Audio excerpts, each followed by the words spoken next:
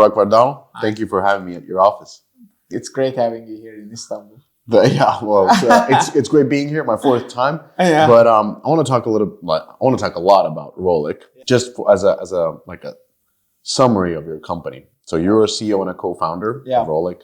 You founded this company in 2018. In 2020, with Denise and Mehmet, and then in 2020, after the success of Go Nuts, Picker 3D, you got acquired by Zynga, 80% stake, 168 million was the reported number. And then after the acquisition, you didn't slow down. So multiple chart-topping games in hyper-casual. You got the Tangle Masters, Hair Challenge, High Heels, all downloaded millions and millions of times. And then 2022, so again, 2 years later, Zynga gets acquired by Take-Two. Yeah.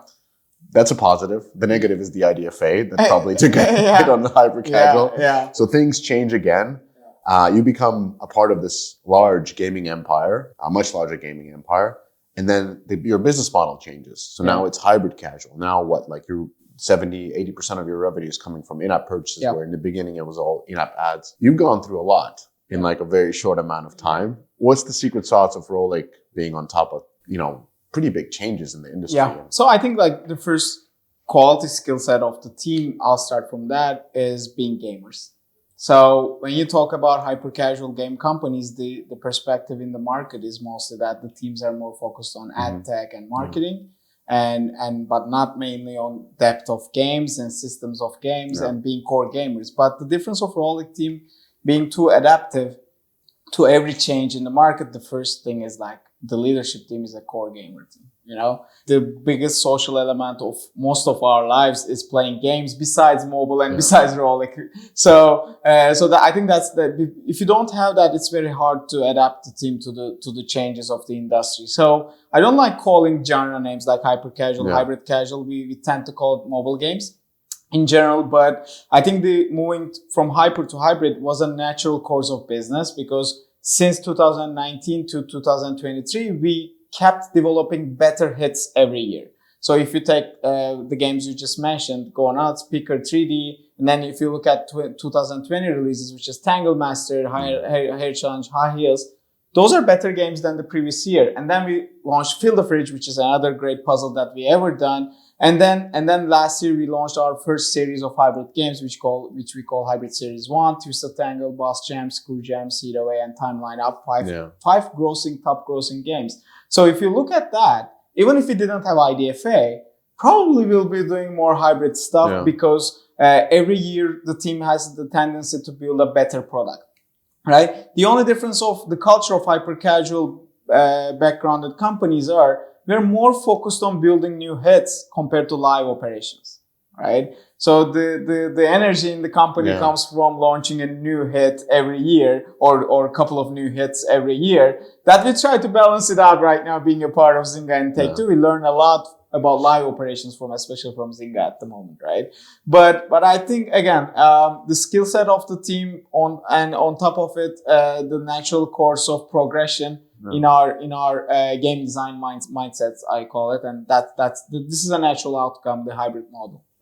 You said two things. You said the people being gamers and the sort of excitement and the tradition of new hits. And you kind of walk around the office, so you have a big gaming room. I've not seen that in a long while. Like you have Riot type of a room with all those seats and there's consoles everywhere. And you wouldn't expect that in a hyper casual background. I wouldn't expect company, it right? even a mobile gaming company. I've seen it in AAA studios, but I've never seen it in a mobile game where you actually have a gamer room. And then the second part is right behind you, the gong. The gong, the new hit gong. We are the team loves again. It's quite challenging for our first of all live operations teams, because they try to create longevity around the title we launched last year, and it's the hardest job in mobile. In general, whatever game you're producing, the hardest thing is to create ongoing bold beats, big updates to a year-old or 5-year-old title. So kudos to that. But of course, the new energy is something different. And I call it the power of new. Not just in games. I think the whole entertainment sector loves new, right? So if you're even Warner Brothers, when you do Barbie, movie, it becomes one of your top hits in history, right? So even if you're a movie producer, you need a new hit. So this is the reality of entertainment. Yes. The excitement around entertainment mostly comes from building something new, a new hit. So I think that's how we balance it. And the gong, when we have a soft launch or a new launch, or the excitement in the company is something different. When I saw the gong, I thought it's for revenue or downloads, and they were like, no, it's for the new game launch. So I was surprised because like usually when talking to hyper casual companies or hybrid casual, and even publishers, it's more about money. But for you, it's more about games. And new games. Interesting. What makes Turkey such a successful hub for game development? Because there's so many great companies, casual, puzzle mainly. But that's the biggest category at the same time. I'll give a long answer to this. Sorry for that. So like I have this analogy of comparing Turkish ecosystem to a child's education cycle. So I start from generally 2010, and I call the first 10 years of periods before 2019, I call it the primary school, right? So we had great studios succeeding with more app store optimization in mobile, organic downloads, some good stuff in PC and console, but the ecosystem was not brought together. And in late 2010s, there is like a peak, Gram, all those mobile examples started scaling up and going up to a great position in the market. And that told us something, I guess, right? And then I called the start of Rollic in early 2019, late 2018, I call it the start of the high school. If you compare it to a kid's education cycle. And then what happens in high school is you find your own craftsmanship. You start finding that. You start getting to know yourself. Sometimes you do reckless decisions. You want to have fun. Maybe you skip the lessons, but you balance things in your life. But throughout the last 2 years, especially in the last semester of high school, you have an idea of life and what you want to do with life, right? So I call 2019 to 24 our high school period as Turkish mobile gaming ecosystem, or total gaming ecosystem, you can call it. And now we are going to the university phase with 2025. That's what we call it. Because the change we did at Rollic worked with almost 160 Turkish studios in its life cycle of 5 years. And the total crowd is like 3,000 people that we've seen and we worked together with. And sometimes we had good experiences. Sometimes we had bad experiences. We launched great games. We launched very bad games. So we learned, but throughout these 5 years, we learned a lot together with the studio partners and with the team here, right? So I think now what we did is for next 3 years, we created craftsmanship per genre to our studio partners and to our team. So we don't now bucket up the puzzle games, runner games, and action games. We have separate teams, separate studios producing different subgenres of mobile. So that's what we call the start of craftsmanship at the moment at Rollic. And 3 years from now, we think that this system will have more graduates. And then Rollic and Turkish gaming ecosystem will be more ready, I call it, for PC, console, and different genres. So this is the general view I have. And I think in terms of talent perspective, the reason we are so good at mobile, especially mobile right now, is our university system. If you take Turkish SATs, the greatest programs that you can get into are industrial engineering programs. And that gives you a certain understanding about everything. So if you have data, if you have knowledge, then you can figure out everything, right? So our best people in the country are mostly industrial engineers. And then when they come to the mobile, they make great product managers, right? So that's one of the key strengths of the country. And I think second and third things are, there are a lot of gamers in Turkey. The youth is playing a lot of games. If you look at the streamers, how much they are being watched, whatever, it's a huge ecosystem. And the third thing is the youth population is too big. So the number of university students are over 3 million in Turkey. So like that gives you a huge talent pool that you can educate and improve. So I think all that coming together, we are in a great position, but we are just at like less than 50% in our potential at the moment. I think in the next 10 years, we'll see a lot more. Many things to dive into. Industrial engineering, very familiar with that. It's also in Finland, number one. Why do the smart people come to games? in Turkey? For me, the reason was I was a gamer since I was a child. Okay. So you just like games. Yeah, so I just like games, right? Got it. And in Turkey, we have a game called, for example, Seksek, which is like you draw some paintings. We have in the entrance of the office, by the way. You draw some squares on the floor, and you have a jumping game. So this is the first game they teach you when you're just at 3 years old, like 4 years old, right? You're growing up with playing games. That's the culture of Turkish families. Always the child is playing a game, right? It's common in the world as well, but I think Turkey has a bigger step into that. And for me, the reason was I was a core gamer. My top team here, Rollic's top leadership team, they came from we have some from medicine, we have some from automotive industry. And like these guys, the only thing they had in common is they were educated really well. The second thing was they're core gamers.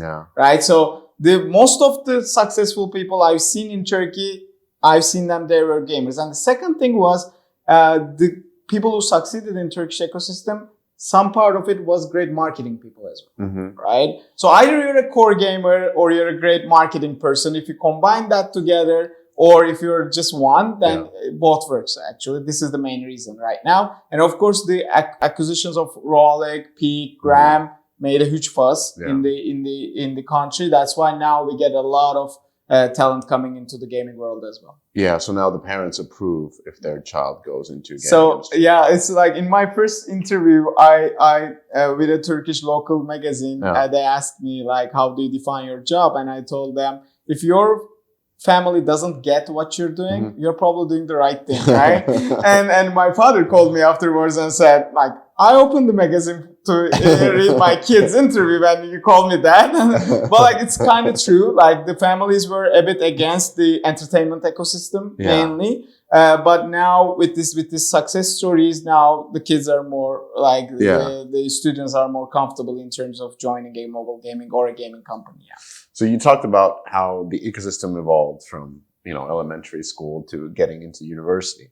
How has Rollic evolved during this time? Like when you started your business and where you are right now, and how are you evolving your operations throughout this time? I think we were much impatient in terms of game design. So we were basically building experiences for 7 to 14 days for 3 years.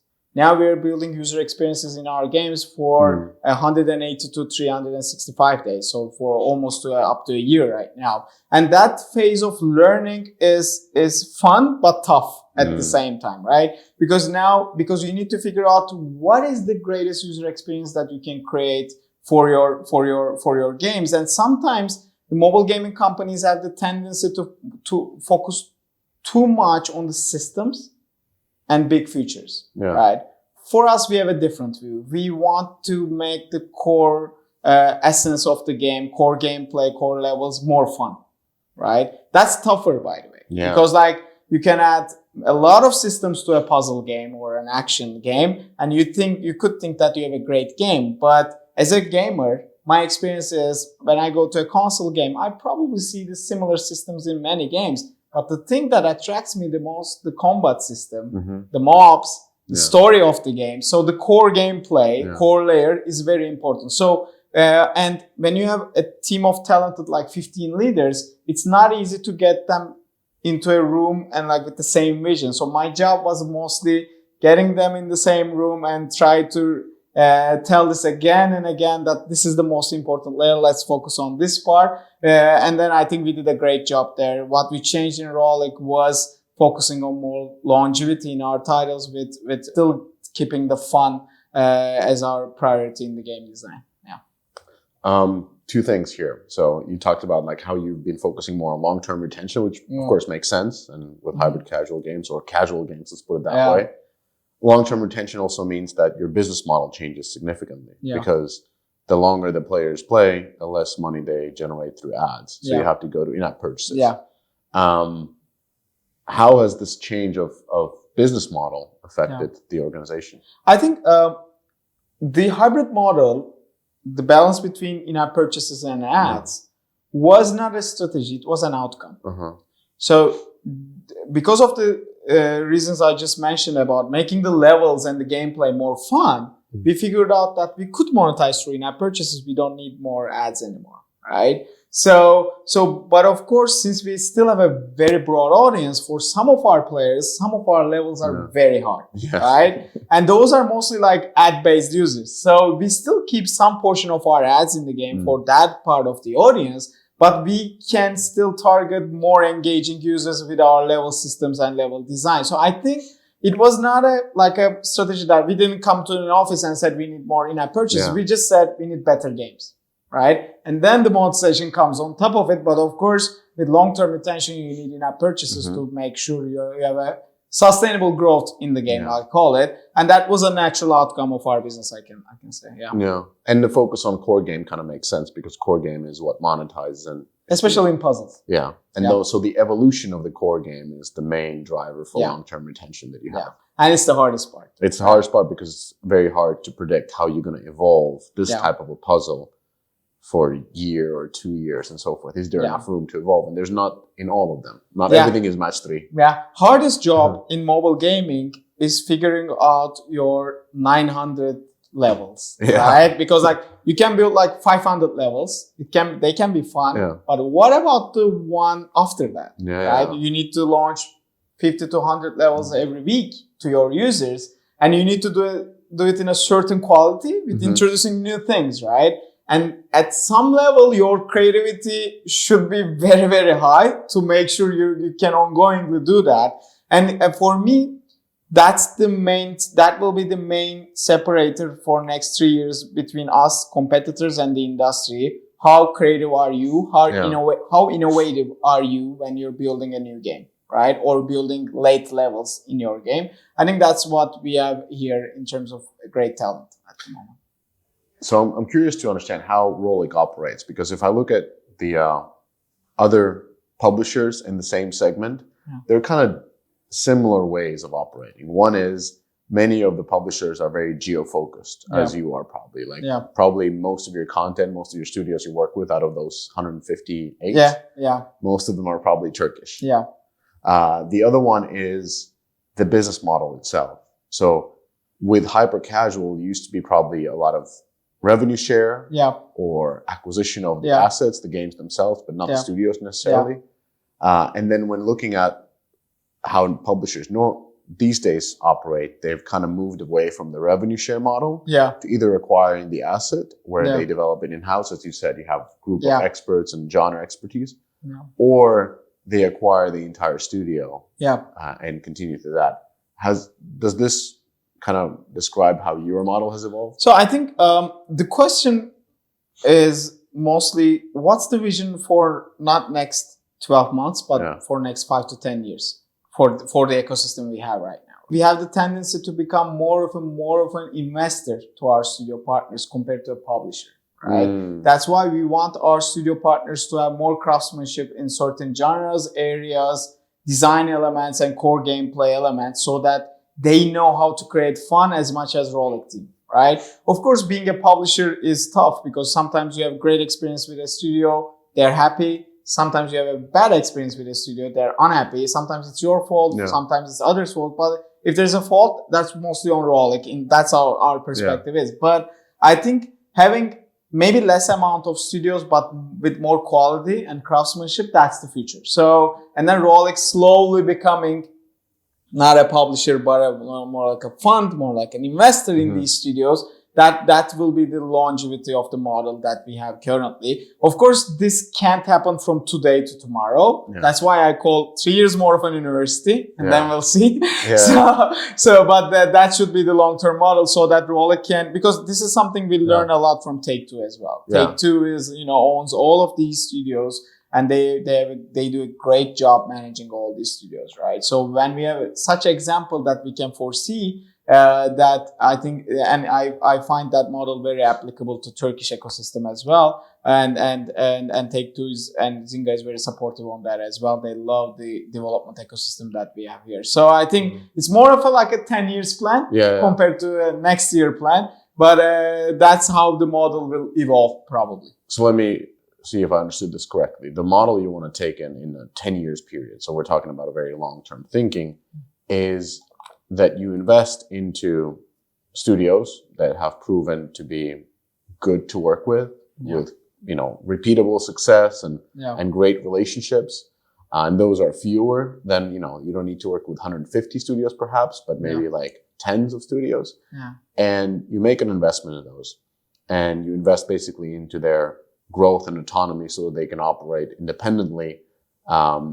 You'd be still their publisher. So that's the question. So some studios will have a great skill set of marketing. Yeah. Some studios will have a great skill set of development. So engineering, I don't want to make it like a full definition of what's going to happen, but the idea is to get to know our partners better, educate them in the areas that we think they have potential. Because for me, the studio's potential is mostly the founder's potential. Yes. So if it's an engineering founder who's running the studio, then it's a different plan. Mm-hmm. If it's a product person, then it's a different plan. If it's a marketing background person or a talent person, that's a different plan. So we don't have one exact model that we're going to chase, but I think I can define it in a way that we're going to be much closer with the studio partners in terms of the relationship that we define with them based on their talents. And you will still keep this team of excellence, team of publishing in Rollic that supports these. We'll see. We'll see. Okay, interesting. Yeah, we'll see. Interesting. So you're taking a little bit of your own path, but learning from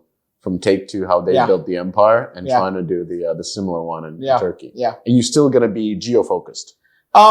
So we have partners abroad, but not many. Yeah. 3, 4. Like Popcore. Right. We did before. We did a lot of studio partnerships before. We bought Popcore, as you know. I think there are ups and downs on that front, but for now, if the potential looks sustainable in Turkey, we're going to continue with the geo focus. Yeah. Yeah, that makes sense. Yeah. Are there other publishers that are trying to get to Turkey? Of course. What's their success Whenever rate? we launch a hit, there is some new offices. I think it's like 3rd, 4th time. So like every year we had one, but I think that's great because we love competition. Because competition teaches you more than anything.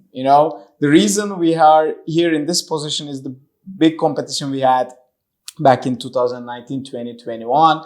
That was a very competing era for hyper casual, and the ones succeeded was the ones that adapted very well. So the culture comes from competition mostly. So that's why we are always open to it. And I think overall, as a Turkish founder, I love that the companies abroad have focus in Turkey. And I think that will only make this country or the ecosystem a better place. Yeah, I mean, this is the mobile gaming capital of the world. Right now, it's like that. Numbers-wise, the most investment has come here. Yeah. And if you look at top grossing charts, there are many Turkish games. Exactly. So like it's good to have it. So for me, it's like I don't like the news of investments. Yeah. I like the news of products. Yeah. So when I talk to Turkish media, I always tell them like, you're making great news on the money coming in, but I think there's the more educating part of it is making ongoing news on the products, right? We have the top grossing title in the world is a Turkish title, right? Yeah.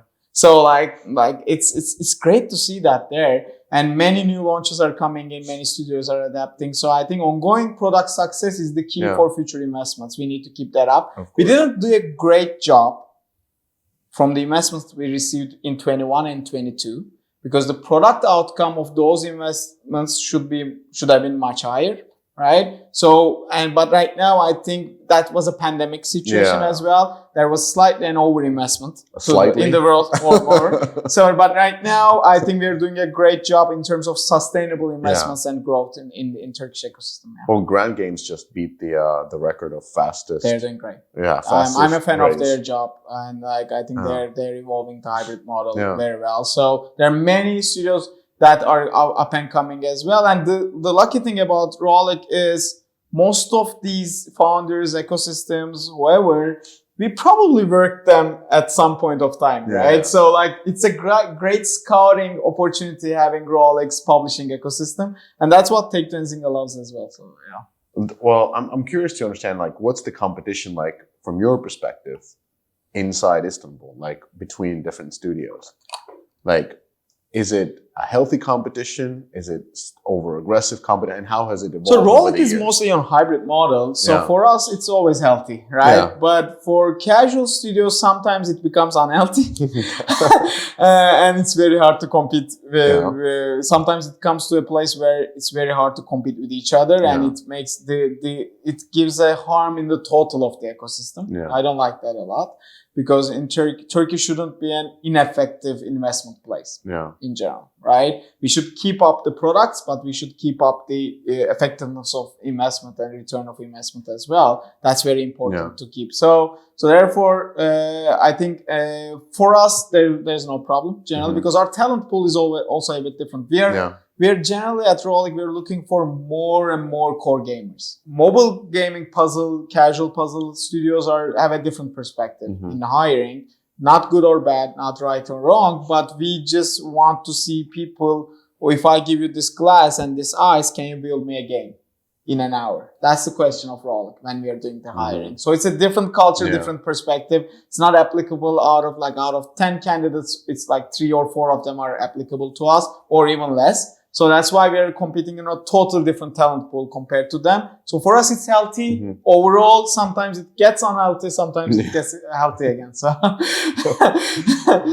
heard the stories. So talent-wise, you are kind of entering in the area of the the dreams and the peaks of the world, because you're making more and more casual games rather than hybrid, whatever you want to call them. Like you're putting more effort in the quality of a game, and you're putting more effort into live operations, making sure that the players stay for a longer time. And through that, you must be in some way competing for the same talent. Like level. I think I think the mistake that the most of the mobile gaming founders do is you shouldn't mix execution quality with ideation and creative quality. I think these are totally separate, different things, right? Most of the mistakes that new Turkish startups or any mobile startup makes is they think they can build a great game with a moderate idea, but with great execution. I don't think that happens anymore because of the competition in the mobile gaming market right now. I think it turned vice versa. Right now, you need to have a great, innovative, creative way of building core gameplay. With a moderate execution, you can build that, right? This is the new hybrid games, by the way. You don't need a full quality execution to go to the top grossing chart. But you need a creative way of looking at the new world and the new mobile gaming space, right? So I think for us, we're still not competing for the same talent. Right? But of course, a lot of companies will figure this out in the next 3 to 5 years. Now maybe we'll start competing. But our focus is not the quality of execution. Of course, we need a certain moderate or plus execution quality. But our focus is how fun is to play this game? How fun are the levels, right? Sometimes fun comes from animations, art quality, I know, but it's not the most important thing. The most important thing is to create a great game, first of all. So to do that, you require a very different talent. You can't educate that. You can't teach that to a person. Some of that creativity comes from the personal part. Some of that creativity comes from, again, being a gamer. So that's why I'm not quite sure how many gamers out there in the Turkish mobile gaming ecosystem at the moment. I think in terms of a talent perspective, percentage perspective, Rollic has the highest percentage in terms of having gamers and more creative people in the company. Because think of that. We just launched a game called Blockchain. This game didn't exist 3 months ago. Now it's top 50 grossing. So you made from idea to launch three months. The way we survive is basically built on being creative every day. Damn. Probably we'll have another top grossing game 3 months from now that we don't even heard of. A game manager in this office is already ideating that with a studio. Right? So this is how tough sometimes our job is, but this is the job's definition and the company's culture. So I think that's why we are still not competing for the same talent at the moment. I agree, actually, because when looking at all the copies of Royal Match, which I believe you made one as well, so looking at all of them and everybody focused on that perfect execution, and none of them found a market space because there was a one clear winner and everybody thought they could take a piece of that share, but that didn't happen. And I think what you're saying, where the ideation is much more important in these days, is very positive message. Yeah. Because like if you are creative, then you will find a space in the market. But if you're not, it doesn't matter how much you polish the pixels. It's just not there. Sometimes you learn it through the hard way. Sometimes you learn it through the easy way. But yeah, you're right. I think the ideation and creative quality is still the essence of mobile gaming. And if you look at the top game awards of the year, you notice that as well, right? Baldur's Gate last year, Astrobot this year. Like, it's not just about building great big projects of execution. It's also about being very creative around them. So I think the mobile gaming had the wrong perspective for a while. Now it's slowly coming back. I hope us and our competitors, hyper casual to hybrid space, should be the presenters of that vision of finding new concepts which you can still engage on a top grossing level. Right? So that's the hardest job, by the way. Interesting. And so you're definitely not following the Zynga's like old proven better new type of approach where it was always like taking iterations of the market, but rather just like new, better, proven. That's why Rollic represents a whole different culture within Zynga and Take-Two, and they love it. And like we have a lot of debates. We learn a lot from them. But again, live operations is a different thing, right? So like we learn that from them, but we try to give back the new concepts, new ideas, how to build new hits, how to test it, because we are very harsh on testing. So like most of the mobile gaming companies are not as harsh as Rollic in terms of game testing. We kill it right away if you don't see a great metric, right? But most of the studios have tendency to go on and on and on and until they figure out something in the game. That may be a good model for some of the genres, but for the genres, especially for puzzles or whatever we are functioning at, I think it's not a good thing to do. You need to kill your game very soon. So these are the stuff that we're trying to share. They're shocked about the amount of games we kill in a month. Right? How many games do you kill in a year? More than 1,000. More than 1,000? Yeah, of course. How many games go into soft launch? I think over, let's say, 40. 40 out of 1,000? Yeah. So it's quite a funnel, and because of that, because you trust in your creativity, everything is set on creativity and coming up with new ideas. You trust that killing an idea resonates in 3 more ideas. So it's a culture, right? We used to produce around 250 games a month. Now we dropped it. Like I think our competitors did as well. Not that much in the space. And we are trying to balance it out, like with more deeper ideas, less production, but still, of course, we produce a lot compared to any mobile gaming company out there. So, but they don't take these productions in a way that these are these are like more core gameplay tests with like 10 levels, you know? So there's nothing like complicated. It's just produce the core gameplay in a proper way, test it very fast. You don't need a lot of content to do it. Just figure out if the users are liking it or not. Yeah, sometimes it's one level. So like we launched Hair Challenge back in 2021. The game had 56% day one retention with 3 levels. I haven't seen something like that. It's like users are playing it in like 20 minutes, 3 levels, and they're looping, and they're playing 56% of them playing it other days, same 3 levels. That's a hit, by the way. Yeah. So like sometimes people are too complicated when they're thinking of hit games. Hit game is a hit game without the content as well. Exactly. So, well, this is a hit game. Chess. Yeah. And it doesn't have much updates. Now it's growing a lot. But it's still... I'm a chess player since childhood. Since primary school. Now it's in best times. Chess.com. Best times. So there's, and Tetris and other ones like, Color Block Jam is kind of in that region as well. It's like some things are just inherently very retaining and novel. Talking about like how Rollic has evolved, how has it been going from an independent company to working under Zynga to working under Take-Two? Like, how has that changed the way you operate? I think the biggest reason I'm still running the company is nothing mostly changed. So, like, I think that's the great home of Zynga, first of all, because Pete joined, Graham joined, we joined, and we knew that from the Graham guys, especially that Zynga doesn't change much when they acquire you. So that was one of the reasons we said yes to joining Zynga in a very early stage. And then since then, Rollic is being run like a startup. And still being run by a startup because Rollic is just 5 years old. So like, although it's doing very well in terms of bookings, whatever, but like it's still a very, very young company. So therefore, the most important thing for me is to have the autonomy. And I'm not maybe personally, I'm not that. I like investors. I like audits because it teaches you, right? Because if you think that your idea is the best idea in the world, then you can't learn. So we're trying to partner with Take-Two and Zynga in the areas that we think we're not great, right? And I think Zynga is great in terms of live operations and profitability and long-term vision into mobile gaming. Take-Two is great in terms of sustainable, profitable growth. And they managed to do that with very creative and very different teams, right?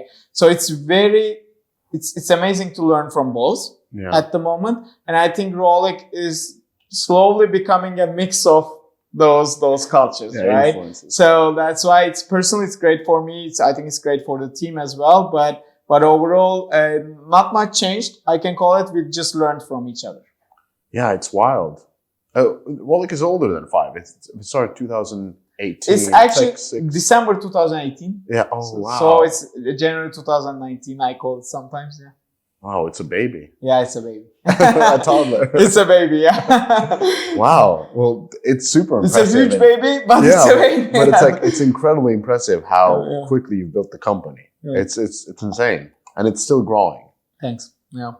Well, how does Rollic fit into the strategy of, well, I kind of understood how it fit in the strategy of Zynga, but how does it fit in the strategy of Take-Two? Because when you think about Take-Two, I think about, everybody thinks about Grand Theft Auto. Yeah. And kind of like very, very type of a different game. Yeah. But and then Rollic is almost the opposite in terms of like a product strategy. Yeah, it's like, so I think what Take-Two loved about Rollic, I don't want to talk behalf of them, but like the things I heard from them is the fast execution and the flexible production, right?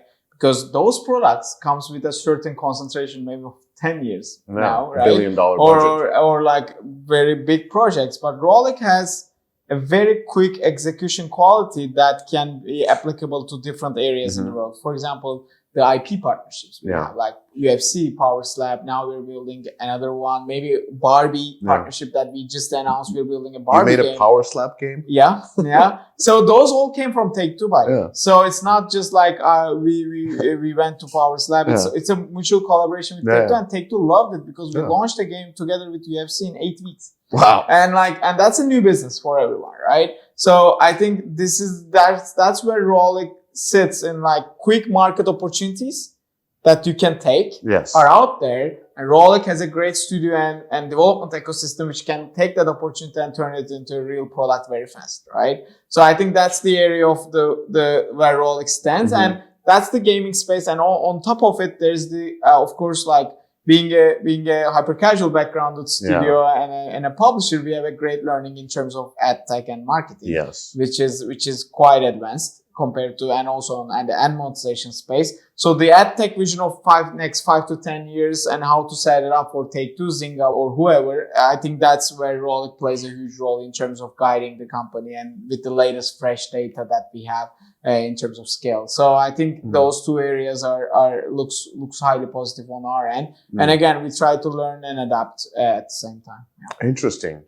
And what other learnings have you applied from Take-Two? Apart from the sort of a 10-year thinking of building a little empire, not little, a considerable empire here in the, of the studios, but like through investments. But what other ways have it affected you? How to look at products in terms of quality and protection, that was something we learned from them. And I'm still learning from them because like there are many examples in the PC console world where the IPs couldn't be kept in that amount of consideration or quality. But Rollic is, as we are producing new titles with more longevity and more engagement, that should come slowly with more quality perspective as well, right? So every new thing that we do is a mixture of how we were looking at it and now how we should look at it. And in that part, personally, I have great mentorship from Take-Two and Zynga especially. And then we try to apply that to the team because the decision-making processes is not easy. When you constantly have a new hit, what about the games were a hit last year, right? So to mix that up, to keep the quality in both areas, that needs a certain way of thinking. And I think the biggest area that we learned a lot, again, is also profitable growth. So Rollic is like, since we joined Take-Two and learned the perspective, how to run things sustainably while growing, I think Rollic, it was a game changer for us in terms of how we manage the data business. Fantastic. Yeah.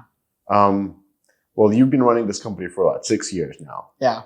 What's you can't say like what would you done differently because you shouldn't have done anything differently based on this.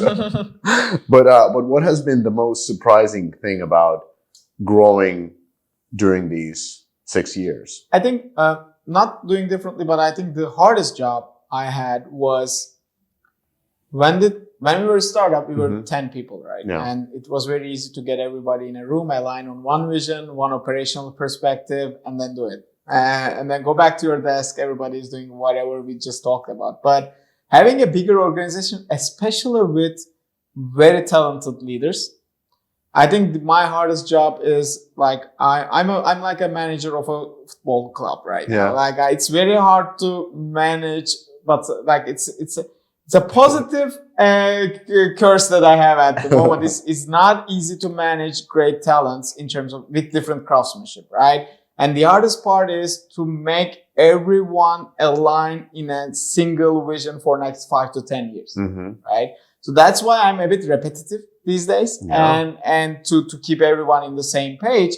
And I think the difference of being a startup and a big company, this is the biggest one, right? And I think that's the role I'll personally be more focusing, and I'll try to engage the team in a better communication moving forward. That's the hardest job, but overall, I think this is a pain of growth. But it's the greatest pain I have ever had in life. So it's fun at the same time. Yeah, because you mentioned, maybe half an hour ago that your job is to help teams to concentrate, to focus on certain aspects, and to communicate that. But it seems like your job is still that. Like you said, it was that, but no, it is always that. I think for play games, align the teams. Yeah. Right? So it's like there's no better job for a founder of a mobile gaming company. Yeah. Play every game in the market.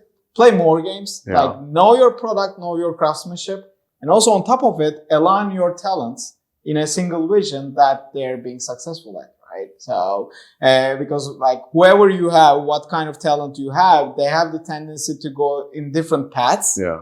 Like marketing, gaming, live operations, creative, central tech, whatever. If you don't align them together, then you're a mixture of small products which doesn't speak to each other. That's a very dangerous thing for a mobile gaming company, I guess, or any company in the world, you can call it. So that's my job is to avoid that. Yeah, well, yeah, of course. Drive alignment across the teams. Yeah. What would be your advice, or like, what would you tell the people who are trying to become better leaders? Or what should they do? Like, what should they read? Or how can they do that? Yeah, because there's so many ways, but it's like, but what has been your way? And what you would advise? I think like I have this saying of like, first of all, keep it light, keep it moving. Yeah, that is the biggest rule of any company. Like just don't get heavy. Yeah, like in any way, don't get heavy as a company. We did that. We got heavy. And those are the mistakes you learn from. But it's like, it's actually a Radiohead song lyric, by the way. This is like, don't get heavy, keep it light, keep it moving. But like, it's quite my thing, right? It's like, keep it as light as possible. That is the advice. And the second advice is, just get to know yourself better. It comes with aging, of course. But if you learn more about yourself and your skill sets, then you can surround yourselves with people who have strengths against your weaknesses, and then you can use your strengths properly when you're building a startup or a mobile gaming company or a gaming company, right? So if you're a gamer, then you may have more data people together with you, right? Yeah. If you're not a gamer, if you're focused more on marketing, then you need great creative people around you, just like an example. But I think first thing is, as a founder, as a startup entrepreneur, is just to get to yourself better, and then surround yourself with great talent who will keep up with your weaknesses and put the company in a better place. It's a really good advice, because we are very keen on deconstructing others' success. Yeah. But we never deconstruct our own. Oh yeah. That's the biggest mistake. And if you don't get to know yourself properly, then you won't be deconstructing others properly. Yeah, exactly. Because when you're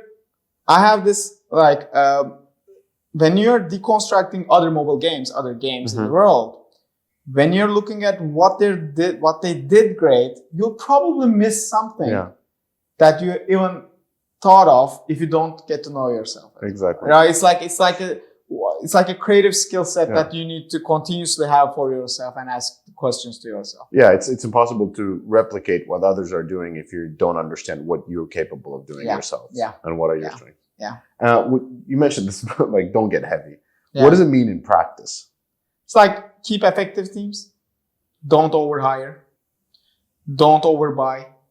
Like studios, whatever. Don't overproduce. You know, don't underinvest. Yeah. Because underinvesting sometimes gets heavy as well. So it's just like this balance and perfect setup and harmony of operations. Yeah.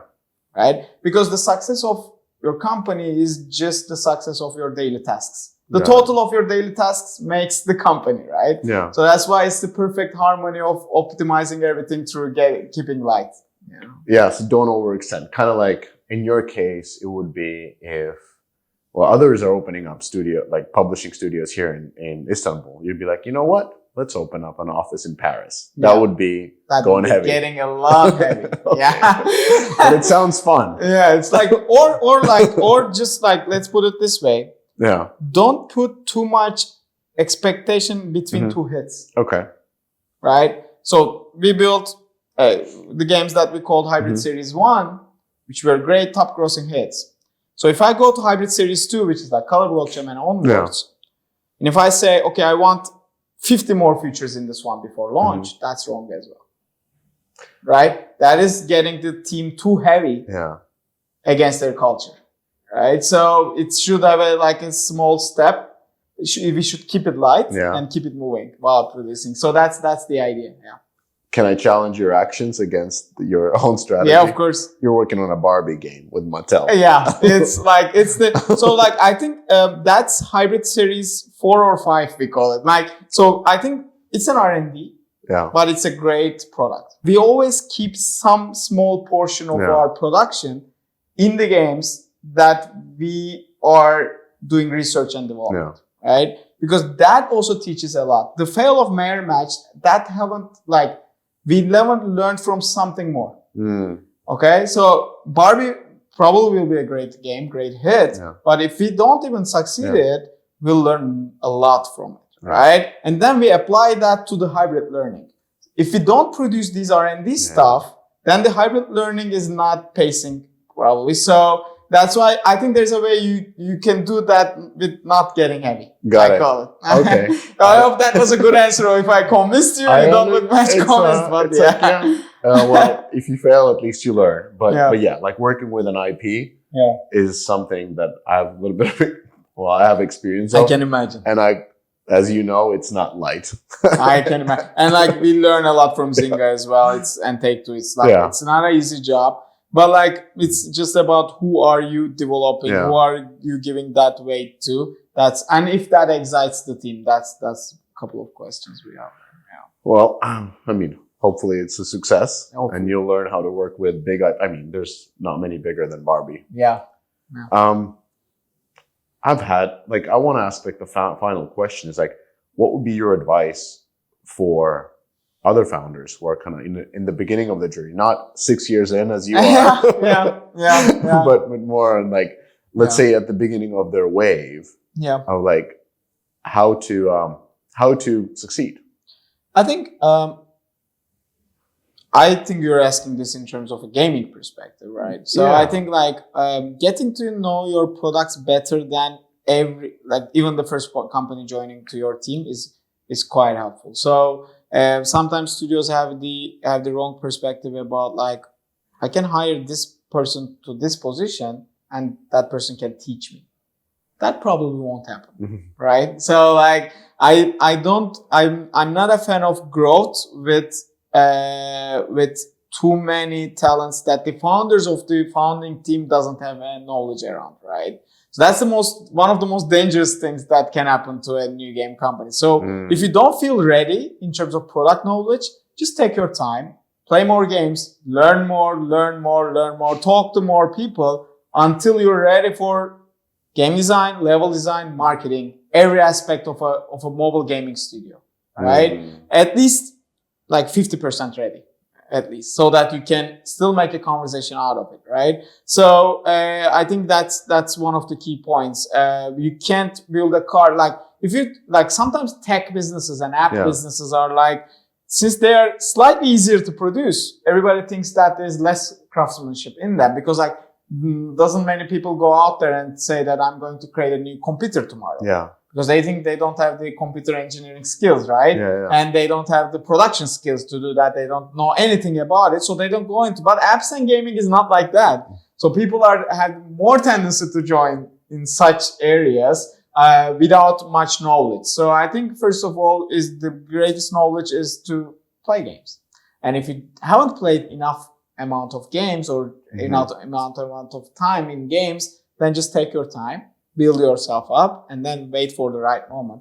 The second advice is, when you're in the time that you don't feel ready, find a great founder to work together with. I think the biggest successes in mobile gaming or has a great mentorship background or an operational experience background, right? Even if you see the Turkish succeed ones or whoever, like they have the tendency of having a culture that they knew and putting into a one step ahead. So I think if you don't feel ready, just don't stay home and like try to play games. Join a company that you think the founder team, the leadership team can teach you stuff. And that's the greatest university that you can ever have in life. So and then you can find your own way.